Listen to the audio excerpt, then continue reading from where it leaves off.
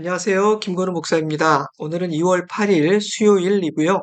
오늘 함께 묵상할 본문은 지난 1월 30일에 매일 성경 큐티 본문이었던 마태복음 6장 말씀입니다. 지난주에 말씀드린 바처럼 5장, 6장, 7장은 산상수훈이라 불리는 설교 모음집입니다. 팔복으로 시작된 산상수훈은 너희는 세상의 소금이요 빛이니 너희 착한 행실을 보고 하늘에 계신 너희 아버지께 영광을 돌리게 하라 라는 대전제가 주어진 후에 살인, 간음, 이혼, 맹세, 보복과 같은 구체적인 삶의 영역, 특별히 다른 사람과의 관계라는 측면에서 세상의 기준과 하나님의 기준이 얼마나 다른지에 대한 말씀으로 이어지는데요. 결론은 이러합니다. 내 이웃을 사랑하고 내 원수를 사랑하라 하였다는 것을 너희가 들었으나 나는 너희에게 이르노니 너희 원수를 사랑하며 너희를 박해하는 자를 위하여 기도하라. 이같이 한즉 하늘에 계신 너희 아버지의 아들이 되리니 그러므로 하늘에 계신 너희 아버지의 온전하심과 같이 너희도 온전하라. 세상에 속한 자로 살 때는 이 세상의 법과 기준만 잘 지키면 됩니다. 하지만 하나님 나라의 백성이 되었다면 이제부터는 하나님의 법과 기준을 따라야 합니다. 지극히 상식적이고 너무나 자연스러운 일입니다. 그런데 예수님 말씀의 그 내용은 좀 부담스럽지 않습니까? 그러실 거예요. 물론 저도 부담스럽습니다. 하나님 나라의 백성은 되고 싶지만 그 나라의 법과 기준은 너무 높은 것 같아서 말입니다. 하지만 어떤 법을 따를 것인지는 우리가 선택할 수 있는 일이 아닙니다. 만약 누군가가 미국의 시민이 되고 싶지만 법은 멕시코의 법을 따르겠다 이렇게 말한다면 아마 사람들은 제정신이야? 그럼 멕시코에 가서 살지 이렇게 생각할 겁니다. 마찬가지예요. 내가 속한 나라가 바뀌면 내가 따라야 하는 법도 바뀌는 것입니다.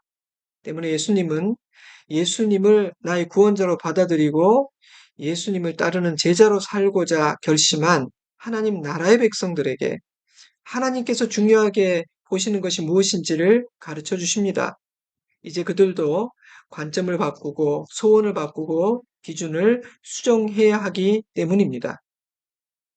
저는 우리 모두가 하나님 나라의 법 아래 사는 일을 부담이 아닌 특권으로 여겼으면 좋겠습니다. 왜냐하면 하나님의 법은 우리를 속박하고 힘들게 하기 위해 주어진 것이 아니라 우리를 보호하고 우리에게 은혜와 상을 주시는 축복의 통로가 되기 때문입니다. 우리가 주님의 말씀을 따라 살고자 하는 소원을 품으면 주님께서 그런 우리를 도와주실 것이며 우리는 주님의 법을 따르는 자만이 누릴 수 있는 특별한 보호하심과 특별한 즐거움을 누리게 될 것입니다. 5장에서는 일상이라는 삶의 영역에서 마주하게 되는 매우 현실적인 주제들을 다루셨는데요. 6장에서는 경건이라는 영적인 영역에서 유대인들이 가장 중요하게 생각했던 대표적인 세 가지 행위, 구제, 기도, 금식에 대해 새로운 관점과 기준을 제시해 주십니다. 오늘은 그중 기도라는 주제에 대해 함께 묵상해 보려고 합니다. 많은 사람들에게 산상수훈은 매우 윤리적인 설교라는 인식이 강하지만 의외로 기도에 대한 말씀이 적지 않습니다. 오늘 묵상할 6장 5절에서 13절 말씀뿐 아니라 구하라, 찾으라, 두드리라 7장 7절에서 12절 말씀도 유명한 기도에 대한 말씀이죠. 오늘 본문에서는 너희가 기도할 때라는 말씀이 5절, 6절, 7절 세 번 반복되고 9절에서는 너희는 이렇게 기도하라 이렇게 말씀하셨습니다. 이 말씀은 기도라는 주제에 대해 예수님께서 직접 그리고 직설적으로 가르쳐 주신 말씀이라는 뜻입니다. 예수님은 먼저 외식하는 자들처럼 기도하지 말라, 그들의 기도를 본받지 말라 말씀하시며 건강하지 않은 기도, 잘못된 기도의 특징 두 가지를 가르쳐 주십니다. 첫째로 사람들을 의식하는 기도, 사람에게 보이기 위한 기도를 해서는 안 됩니다. 예수님은 더 많은 사람들에게 보여주기 위해 회당과 큰 거리에 서서 기도하기를 좋아하는 외식하는 자들처럼 기도하지 말고 골방에 들어가서 문을 닫고 은밀한 중에 보신 아버지 앞에서 기도하라고 말씀하셨습니다. 왜냐하면 기도란 사람이 아닌 하나님께 하는 것이기 때문입니다. 둘째로 중언부언하는 기도. 마치 주문을 외는 것처럼 의미 없는 많은 말을 반복하는 그런 무의미한 기도를 해서는 안 됩니다. 예수님은 진정성 있는 기도, 진실한 기도를 하라고 말씀하십니다. 왜냐하면 하늘아버지는 우리에게 있어야 할 모든 것을 이미 알고 계시기에 장황한 설명은 필요하지 않기 때문입니다.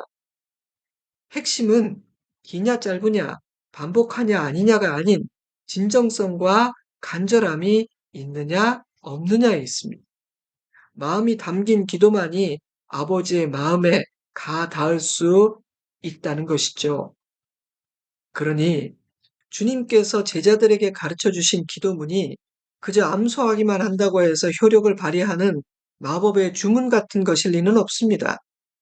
만약 마음이 담기지 않는다면 이 주기도문조차 중언부언하는 기도가 될 수도 있는 것이죠. 하지만 진정성이 담긴다면 주기도문만큼 강력한 기도는 없다고 저는 확신합니다. 주님께서 가르쳐 주신 기도니까요. 예수님이 말씀해 주신 그 잘못된 기도들은 바리새인과 서기관 같은 스스로 경건하다 자부하는 유대 종교 지도자들의 기도였습니다. 때문에 그들의 기도를 보고 그들에게 가르침받는 백성들은 기도에 대해 잘못 배울 위험이 있었죠. 아, 기도는 저렇게 해야 하는 것이구나. 저것이 좋은 기도구나. 이렇게 말입니다. 사랑하는 성도 여러분, 무엇인가를 배우려 할 때 누구에게 배우느냐는 매우 중요한 문제입니다. 잘못 배워서 자세가 잘못되면 그 잘못된 것을 바로잡기는 처음 배우는 것보다 훨씬 힘이 듭니다. 영적인 영역에서는 더 그렇죠. 그래서 좋은 스승을 만나 처음부터 올바른 가르침 받는 것은 진짜 중요한 것입니다. 때문에 예수님은 지금까지 이스라엘 백성들이 보아온 잘못된 기도에 대해 책망하신 후에 올바른 기도의 모범을 가르쳐 주십니다. 우리가 주기도문이라고 부르는 말씀인데요. 6개의 간구로 구성된 기도에 대한 가르침은 이렇게 시작됩니다. 그러므로 너희는 이렇게 기도하라. 하늘에 계신 우리 아버지여. 주기도문의 첫 문장에는 중요한 2가지 정보가 담겨 있는데요. 우리가 누구에게 기도하는지, 그리고 우리가 어떤 신분과 자격으로 기도하는지입니다. 첫째로, 우리의 기도를 들으시는 분은 하늘에 계신 하나님이십니다. 하늘에 계신이라는 문장은 하나님의 초월성과 강력한 주권을 의미하는데요. 그러므로 땅에서 살아가는 수많은 한계를 지닌 우리와는 전혀 다른 아무런 한계가 없는 전능하신 분이 우리의 기도를 들으신다는 뜻입니다. 때문에 성도의 기도에는 한계가 없고 우리의 기도는 강력할 수 있는 것이죠. 둘째로, 우리는 그분의 자녀로서 아버지께 기도합니다. 자녀보다 더 아버지의 마음을 움직일 수 있는 존재는 없습니다. 부모와 자식의 관계보다 더 깊고 단단한 관계는 존재하지 않습니다. 그러므로 우리는 나를 달가워하지 않는 유력자에게 비굴하게 요청하는 것이 아닙니다. 기도는 나를 사랑하는 나의 아버지께 드리는 간청이요, 아버지와의 대화입니다. 그런데 그 아버지가 하늘에 계십니다. 때문에 우리의 기도는 담대하고요, 우리의 기도는 강력한 것입니다. 자, 이제 구체적인 기도의 내용을 살펴보도록 하겠습니다. 첫 번째 간구는 이러합니다. 하늘에 계신 우리 아버지여, 이름이 거룩히 여김을 받으시오며. 고대 사회에서 한 사람의 이름은 그의 본질과 성품, 그의 존재 전체를 의미했습니다.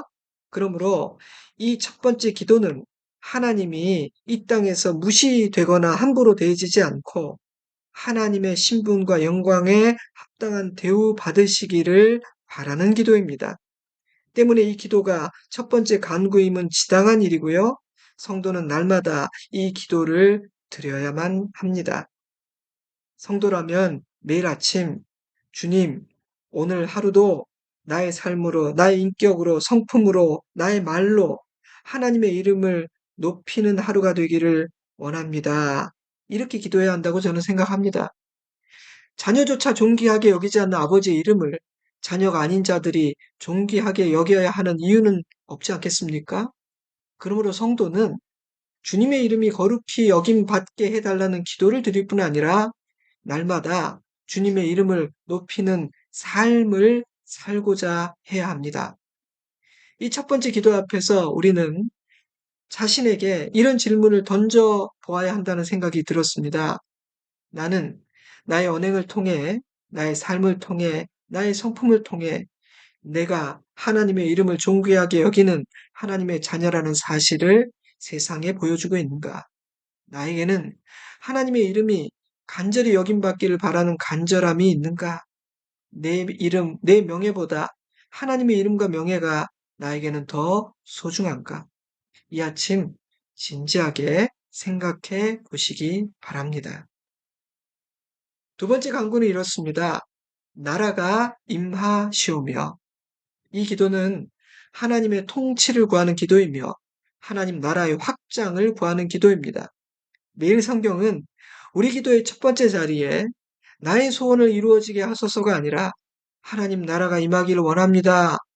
이런 기도가 와야 한다는 의미라고 설명하고 있는데 참 와닿더라고요. 그 글을 읽으며 먼저 그의 나라와 그의 의를 구하라 하신 예수님의 말씀도 생각이 났습니다. 하나님의 나라가 임하기를 구하는 이 기도는 더 많은 사람들이 구원받기를 구하는 기도입니다. 하나님의 자녀가 많아진다는 것은 하나님의 통치 아래 사는 백성들이 많아진다는 뜻이고 그것은 곧 하나님 나라의 확장을 의미하기 때문입니다. 또한 이 기도는 하나님의 능력과 영광이 임하기를 구하는 기도이기도 합니다. 왕이신 하나님의 통치가 이루어질 때 병이 낫고 약한 것이 강해지고 모든 어둠과 귀신들은 쫓겨나게 되고 구원과 자유가 선포되기 때문입니다. 예수님이 이 땅에 오셔서 그런 일들을 행하심으로 예수가 오므로 하나님의 나라가 임했다는 사실을 선포하고 계시지 않습니까? 때문에 성도는 하나님의 나라를 구해야 하고요. 하나님의 나라를 구하는 것이 합당합니다. 이 기도는 재림을 사모하는 자가 드리는 기도이기도 합니다. 왜냐하면 성도는 이 땅의 나라가 아닌 하나님의 나라를 사랑하고 그 나라를 기다리는 자이기 때문입니다. 때문에 초대교회 성도들은 주 예수여 어서 오시옵소서 마라나타라고 서로 인사하고 찬양한 것이죠. 사랑하는 성도 여러분, 하나님의 나라를 사모하는 우리이기를 바랍니다. 하나님의 나라를 간절히 구하는 우리이기를 바랍니다. 세 번째 간구는 이렇습니다. 뜻이 하늘에서 이루어진 것 같이 땅에서도 이루어지이다. 두 번째 기도와도 연결되는 이 세 번째 기도는 하나님의 모든 뜻과 계획과 목적이 하늘에서 온전히 이루어지고 있는 것처럼 이 땅에서도 그러하기를 구하는 기도입니다. 물론 주님 다시 오시고 하나님의 나라가 이 땅에 온전히 임하여 성취되는 그날 이 기도는 성취될 것입니다. 하지만 이 기도는 단지 미래에 이루어질 일들을 바라보는 소망의 기도만은 아닙니다. 이 기도는 오늘 내 삶의 현장에서 이 땅에서 하나님의 뜻이 이루어지기를 구하는 기도입니다. 때문에 저는 매일 아침 이렇게 기도하면 좋겠다는 생각이 들었어요. 하나님 아버지, 오늘 하루, 오늘 하루 나의 삶에, 내 남편과 아내의 삶에, 내 자녀의 삶에, 우리 가정에, 우리 교회에, 우리 나라에 주님의 뜻이 하늘에서 이루어지는 것처럼 땅에서도 이루어지기를 원합니다. 아멘. 네 번째 간구는 이렇습니다. 오늘 우리에게 일용할 양식을 주시옵고 이 기도는 매일의 실제적인 필요, 이 땅에서 살아가는 우리들의 현실적인 필요를 구하는 기도입니다. 예수님은 내일 일을 염려하지 말라고 말씀하셨죠. 때문에 저는 염려하지 말고 기도하라 말씀하시는 것이구나. 기도하면 책임져 주시겠다는 약속이구나. 그런 생각이 들었습니다. 믿음의 사람은 기도로 염려를 이깁니다. 기도하는 중에 모든 것을 공급해 주시는 주님을 깊이 묵상하게 되기 때문에 염려는 사라지고 하늘의 평안을, 샬롬을 조금씩 누리게 됩니다. 하지만 믿음이 없는 사람들은 걱정거리를 묵상하는 시간은 많지만 기도하지는 않습니다. 그래서 더 염려하게 되고요. 두려움의 노예가 되어버립니다. 그러므로 일용할 양식을 구하는 이 기도, 날마다 이 기도를 드리는 것은 굉장히 중요합니다. 우리는 이 기도를 날마다 드려야 합니다. 그래야만 나의 필요를 오직 나의 수고로 채우는 것이 아님을 깨닫게 되고 주님을 의지할 수 있게 됩니다. 그때 염려를 이길 수 있습니다. 그래야 겸손히 살 수 있습니다. 그래야만 자유할 수 있고 평안할 수 있으며 담대할 수 있습니다. 왜냐하면 이 기도를 드리는 사람은 내가 필요한 것을 공급하는 분이 하나님이라는 사실을 신뢰하는 자이기 때문입니다. 자, 그런데 더 많은 양식이 아니라 일용할 양식이라는 사실을 주목해야 합니다. 기도는 나의 욕심을 채우기 위해서가 아니라 나의 필요를 위해 하는 것이기 때문입니다. 그러니 이 일용할이라는 단어에 담긴 주님의 마음을 잘 헤아리시기 바랍니다. 주님께서 가르치신 기도에 우리의 현실적인 필요를 구하는 기도가 있음이 참 감사합니다. 그러므로 매일 아침 당신과 당신 가정의 필요를 구체적으로 하나님께 구하세요. 담대히 구하십시오. 기도하라 하지 않으셨습니까? 근데 여러분, 나에게 일용할 양식을 주신 하나님은 내 이웃의 필요도 채워주지 않으시겠습니까? 그러므로 나의 일용할 양식을 위해 기도할 때 나의 이웃과 친구들 그리고 우리 교회의 필요를 위해서도 기도하시기 바랍니다. 다섯 번째 강구는 이렇습니다. 우리가 우리에게 죄 지은 자를 사하여 준 것 같이 우리 죄를 사하여 주시옵고. 이 기도는 용서라는 주제를 담고 있는데요. 기도해야 할 많은 주제들이 있을 텐데 이 짧은 기도에 용서라는 주제가 담겨 있다는 사실이 매우 의미심장하게 다가옵니다.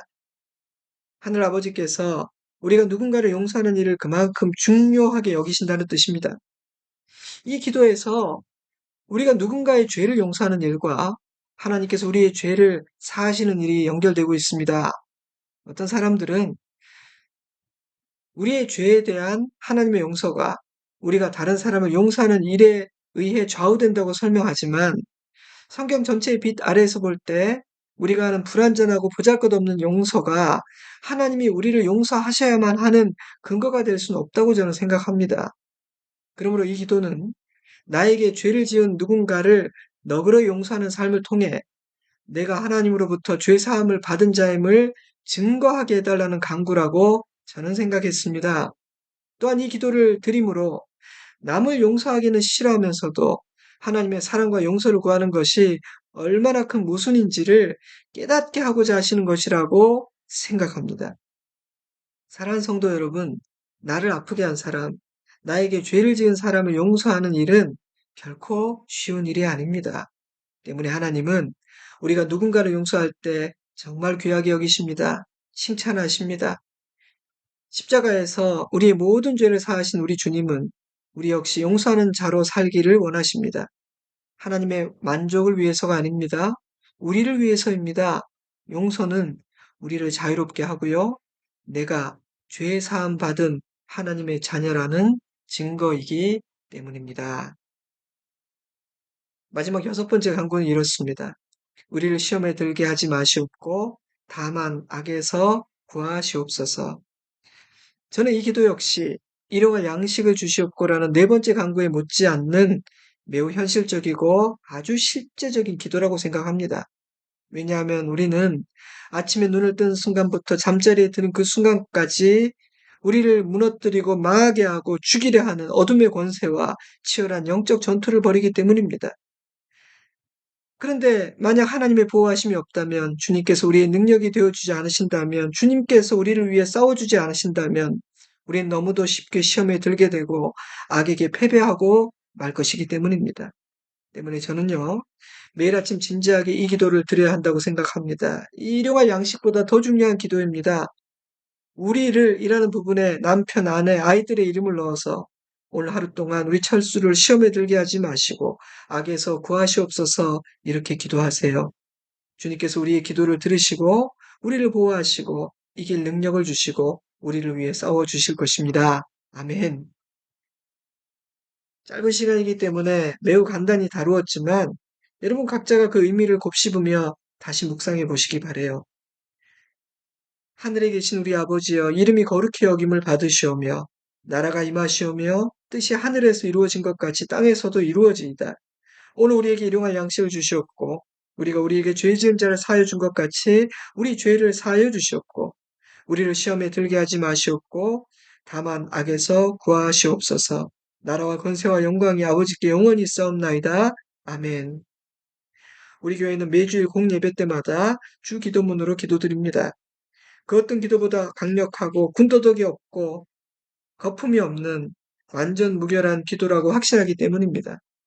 그러나 앞서 말씀드린 것처럼 이 주기도문은 그저 읽기만 하면 능력이 나타나는 신기한 주문은 아닙니다. 그러니 마음을 담아 믿음으로 간절하게 기도해야 합니다. 그때 우리는 하나님의 역사를 보게 될 것이라고 믿습니다. 아멘. 주기도문은 우리에게 기도를 가르쳐 줍니다. 오직 이 기도문으로만 기도하라고 주신 것이 아니라 우리가 드리는 모든 기도에 담겨야 할 내용과 방향, 그리고 그 관점들을 가르쳐 주신 것입니다. 그러므로 우리는 이 주기도문을 드림으로 기도를 배울 수 있습니다. 이 기도를 깊이 묵상함으로 우리의 기도는 더 깊어질 수 있고 더 넓어지게 됩니다. 그러니 여러분, 주님께서 가르쳐 주신 이 기도를 귀히 여기고 깊이 묵상합시다. 이번 한 주 동안은 기회가 있을 때마다 이 기도로 기도하는 것도 좋을 것 같아요. 자, 이제 잠시 기도하는 시간을 갖도록 하겠습니다.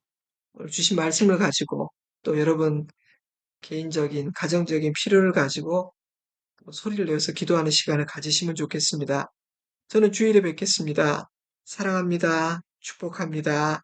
평안하십시오. 샬롬.